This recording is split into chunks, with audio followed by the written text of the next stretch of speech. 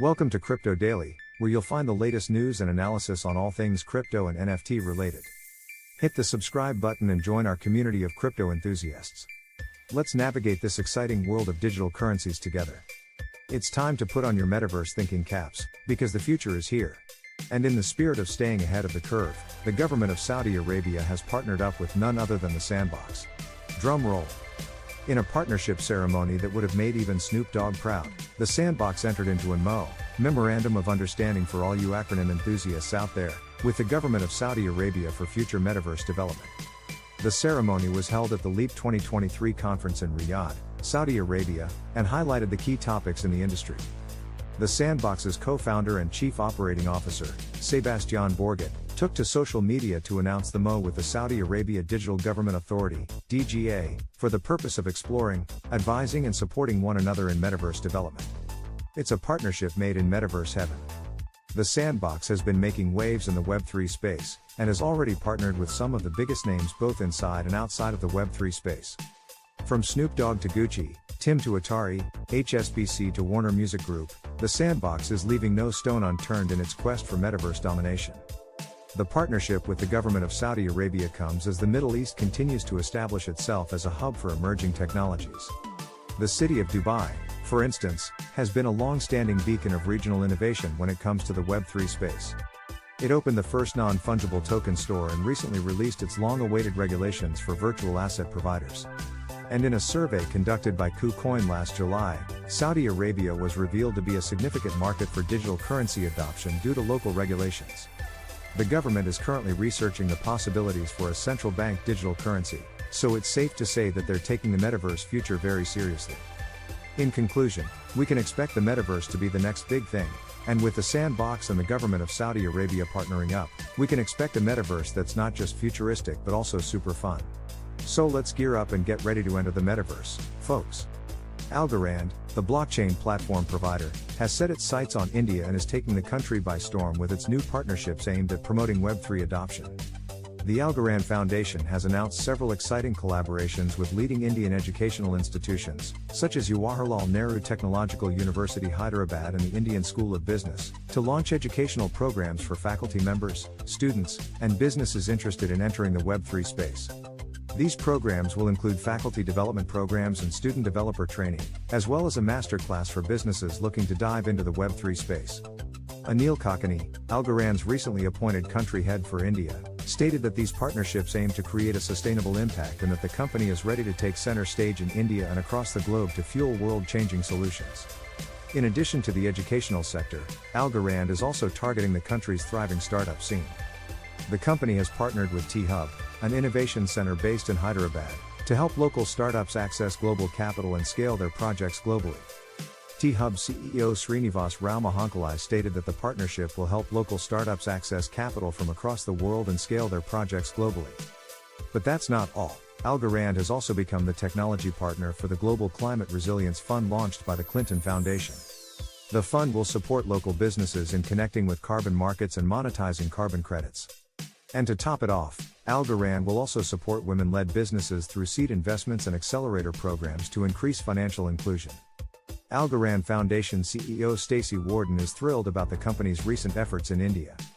"I am thrilled to be back in India, and especially to see the embrace and enthusiasm by people across the country for technology that can so significantly and positively impact their quality of life," Warden said. These partnerships will undoubtedly aid the local ecosystem in becoming a more inclusive economy and help blockchain live up to its full potential. Algorand's mission is to make the world a better place, one blockchain at a time, and the company is continuously expanding its global presence. On December 13, 2022, Algorand announced that it had been chosen to support a bank and insurance guarantees platform in Italy. In conclusion, Algorand's partnerships in India are sure to drive Web3 adoption in the country and have a positive impact on the local economy. The company's efforts to educate, support, and empower local businesses, startups, and individuals are truly inspiring, and we can't wait to see the results of these partnerships. So, buckle up and get ready for a wild Web3 ride in India. Well, it's time to dive into the wild world of crypto bankruptcy. Recently, Genesis Global Holdco LLC, the holding company of crypto lender Genesis Global Capital, filed for Chapter 11 bankruptcy protection in New York. Genesis is just the latest in a series of crypto platforms to file for bankruptcy, joining the likes of Celsius, Voyager, BlockFi, and FTX. The Chapter 11 bankruptcy process is about to shake up the crypto world, as it poses some new challenges for the courts. For starters, the whole crypto anonymity thing is about to be threatened. You see, in Chapter 11, creditor identities are usually disclosed, which goes against the anonymity that's so key in crypto. This means that customer names and account information could be exposed, putting both creditors and crypto entities at risk for hacking, scams, privacy law violations, and more. The courts have had a tough time figuring out how to balance the anonymity of crypto creditors with the transparency of Chapter 11. Some courts have rejected requests to keep customer identities confidential, while others have allowed redaction. Despite the inconsistencies, a trend seems to be emerging towards preserving anonymity, as creditor names in the FTX and BlockFi cases remain under seal. One unique aspect of these crypto bankruptcies is the unusual makeup of the Unsecured Creditors Committee, UCC. A UCC is typically made up of a few of the debtor's largest unsecured creditors, which are usually entities. But in these crypto cases, the UCC members are primarily individuals. This is because the clientele of crypto exchanges are mainly retail investors, not big institutions.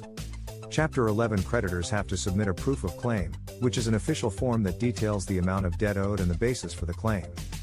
But instead of using typical documentation like promissory notes and contracts, some crypto creditors have been attaching screenshots of their account balances to their proofs of claim. This is unusual, and some creditors may not even have any documentation at all. For example, FTX creditors can't access their account balances because the platform is offline. To avoid this, Genesis creditors may want to take a page from their FTX counterparts and take screenshots of their accounts just in case. Finally, creditors of interest-bearing accounts may find it harder to recover their assets. The bankruptcy code makes a distinction between assets held in a customer's name and those that have been commingled with other assets. In a recent court decision, the assets held in interest-bearing customer accounts were ruled to belong to the bankruptcy estate, making recovery for those creditors dependent on the outcome of the bankruptcy case. On the other hand, BlockFi filed a motion to allow its custodial wallet account holders to withdraw funds, as they are not considered the property of the debtor or bankruptcy estate. A ruling has not yet been issued.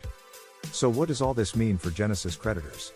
Well, participants in the Gemini Earn program are likely to have a tough time recovering their assets in light of the Celsius decision. On the other hand, customers of Genesis wallet products may have better luck if BlockFi's motion is successful. In conclusion, the crypto bankruptcy process is a wild and wacky ride, filled with twists and turns that threaten crypto anonymity and throw the usual rules out the window. But by keeping an eye on these new developments, you can learn a lot about what creditors can expect and what others can learn from these cases. So hold on tight and enjoy the ride. See you in the next video.